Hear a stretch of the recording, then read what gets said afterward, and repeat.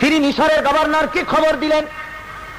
মিশরের গভর্নর এলো, হযরত ওমর বললেন, ও মিশরের গভর্নর, বসো, তোমার সঙ্গে কথা আছে।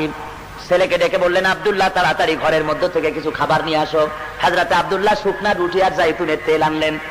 হযরত ওমর বিসমিল্লাহ বলে খাওয়া শুরু করে দিলেন। তেলে ভিজাইয়া শুকনা রুটি খাচ্ছেন আর জিজ্ঞেস করছেন, গভর্নর, তোমার মিশরের গোশতের দাম কত, আটার দাম কত, রুটির দাম কত, জিজ্ঞেস করতেছেন।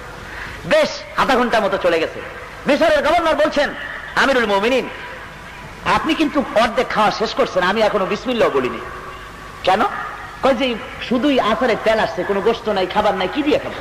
হযরত ওমর বলেন, তোমার মুখ থেকে এই কথাটা বের করার জন্য এই অসময় আমি এই রুটিটা খাইছি।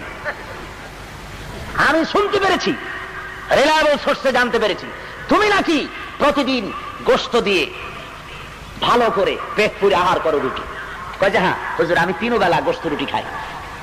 হযরত ওমর বলছেন,